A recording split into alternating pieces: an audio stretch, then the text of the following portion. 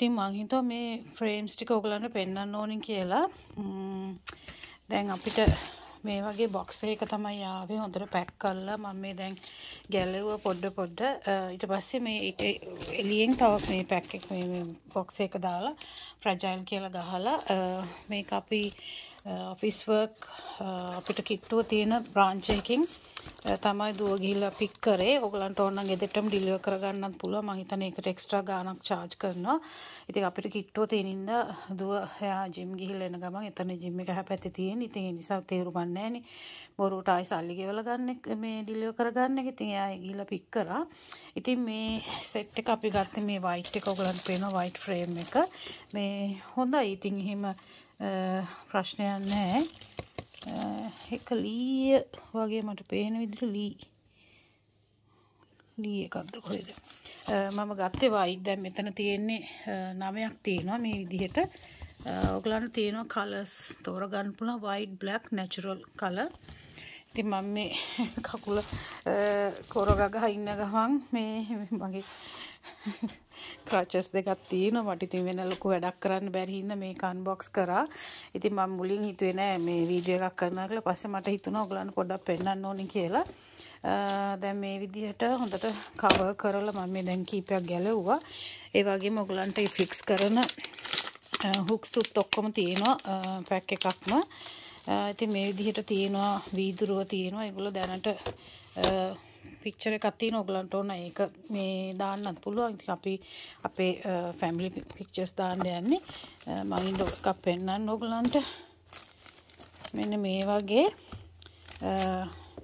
හොඳට පැක් කරලා තියෙනවා. එහෙම කැඩෙන්නේ නැති වෙන්න. ඉතින් මේ ප්ලාස්ටික් එක අපි ගලවන්න ඕනේ.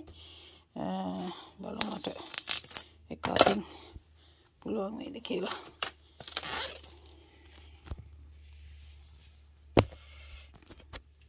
මෙන්න මේ විදිහට මේක ගැලවුවාම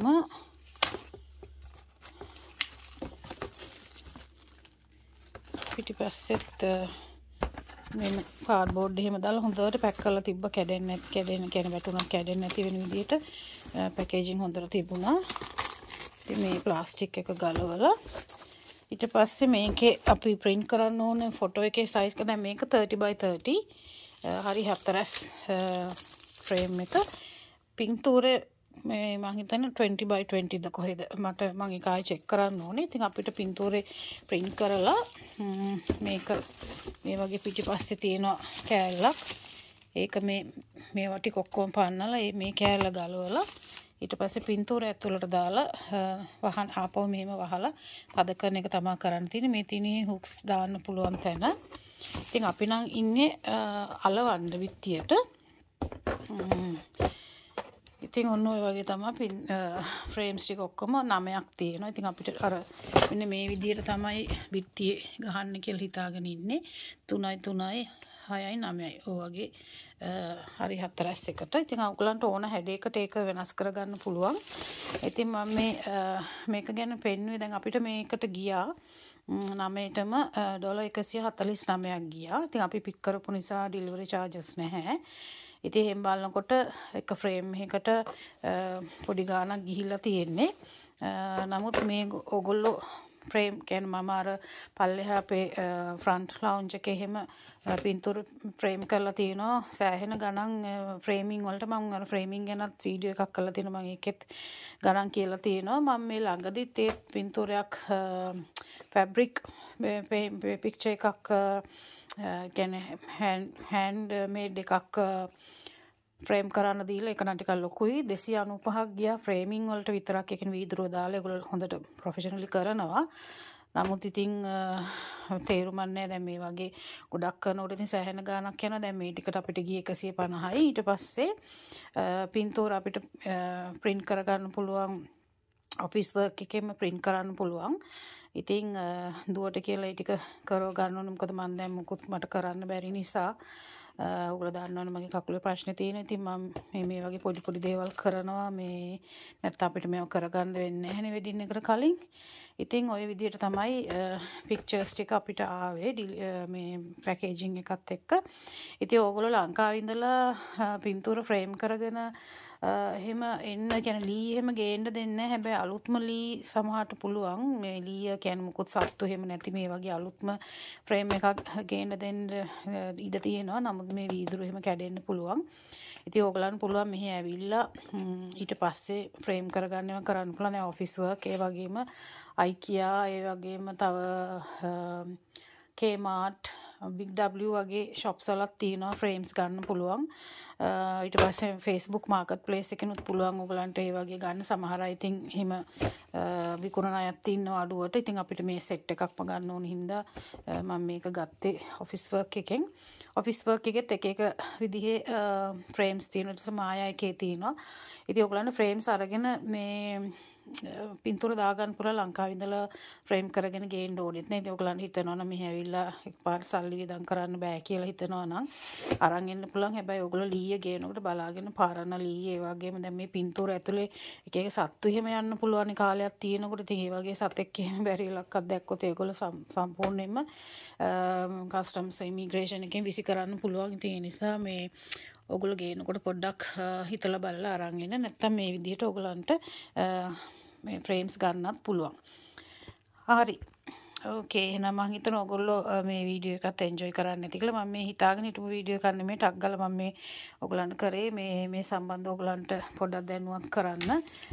මොකද එහෙම වුණොත් ඔයගලන්ට ලංකාවෙන් ෆ්‍රේම්ස් අරන් කියන්නේ පික්චර්ස් ෆ්‍රේම් කරලා ගේන්න ඕනේ නැහැ. බබාලගේ ඒවා ඒ ඔයගලන්ගේ ඒවා එහෙම මෙහි ඇවිල්ලා ෆ්‍රේම් කරගන්න පුළුවන්. මේ තියෙන්නේ ෆ්‍රේම් එකේ සයිස් එක 30 by 30 centimeters අඟල් නම් 12 by 12. ඊට පස්සේ ෆොටෝ එක අපි print කරන්න ඕනේ 20 by 20 centimeters. එහෙම නැත්නම් 8 by 8 inches වලින්.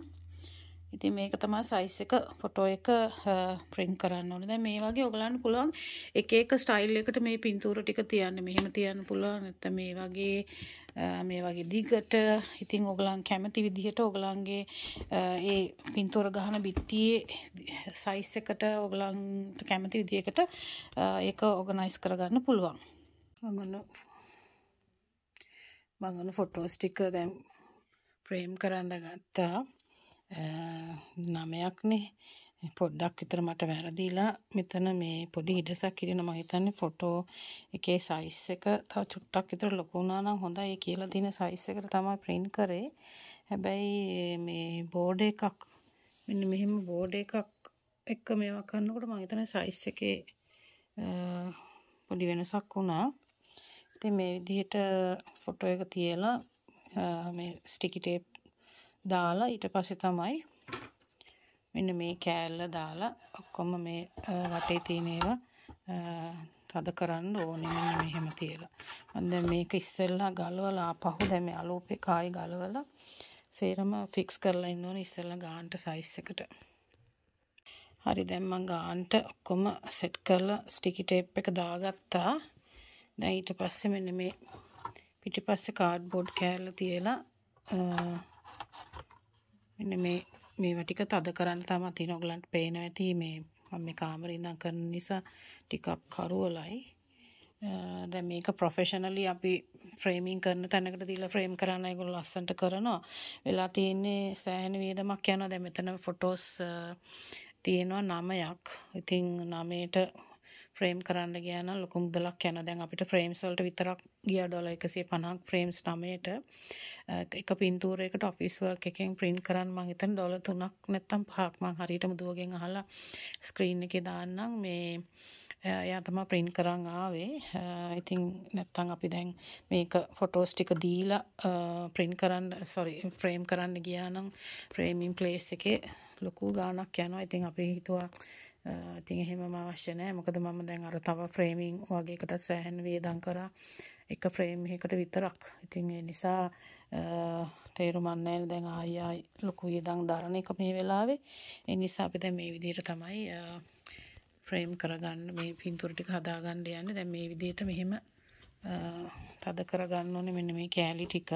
ඉතින් ඔයගොල්ලෝ දන්නවනේ මේවනේ. මම නිකන් පෙන්නන්නේ නොදන්න කෙනෙක් ඉන්නවනම් මෙහි කොහොමද කරගන්නේ කියලා. ඉතින් ලංකාවෙත් මේ විදිහනේ නේද? හරි ඉතින් මම මේ ටික දැන් ලෑස්ති කරගන්න යන්නේ.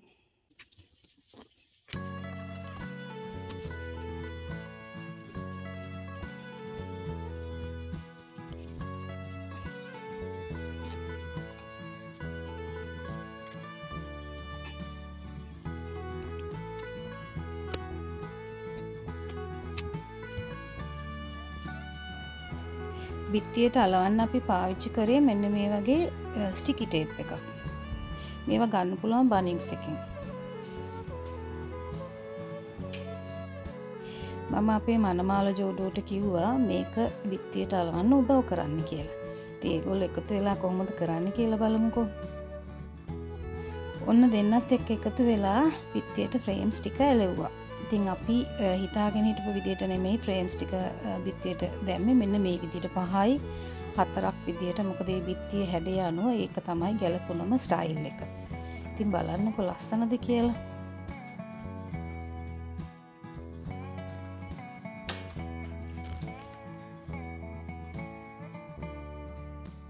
ඔයගලන්ගේ ෆැමිලි පික්චර්ස් මේ විදිහට ෆ්‍රේම් කරලා බිත්තියක එල්ලුවාම ලොකු වෙනසක් තියෙනවා. දැන් අපේ බිත්තිය මෙන්න මේ විදිහට තමයි පේන්නේ. ගෙට ඇතුල් වෙලා ටිකක් ඇතුළට එනකොට මේක ඩයිනින් ඒරියා එක. ඉතින් ගෙදර පෙනුමේ වෙනසක් වෙනවා මේ වගේ පින්තූර එල්ලුවාම. ඉතින් මම හිතනවා ඔයගොල්ලෝ මේ වීඩියෝ එකත් එන්ජොයි කරන්න ඇති කියලා. ඉතින් පොඩි වීඩියෝ එකක් කරේ ඔයගලන්ට පුංචි දැනුවත් වීමක් කරන්න. ආයෙත් හම්බ වෙමු.